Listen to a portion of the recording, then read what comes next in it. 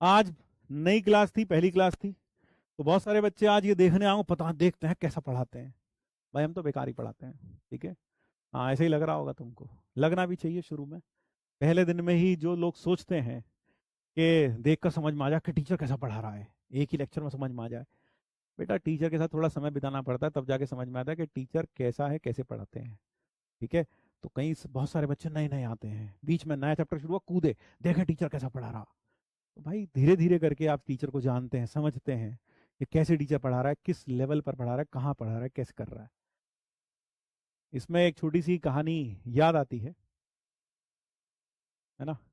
एक छोटी सी कहानी याद आती है कि एक लड़का जिसकी शादी थी, तो वह एक लड़की देखने जा रहा था शादी के लिए। तो शादी के लिए जा रहा था, रास्ते में जिस लड़की से उसे शादी होनी थी या जिसको उसको देखने जाना था, तो रास्ते में जाते वक्त, उसके घर तक जाते वक्त, जब वो रास्ते में उसके घर तक जा रहा था, तो रास्ते में कुछ बड़ी दो चार लड़कियां उसे जाते हुए दिखाई दी सड़क पर। सारी की सारी बहुत सुंदर तो नहीं थी, उसको लगा।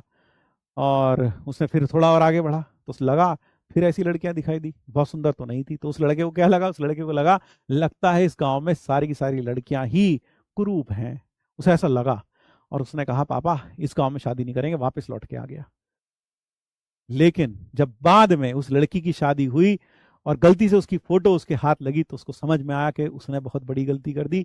ऐसा नहीं था, उसने जजमेंट बहुत जल्दी ले लिया।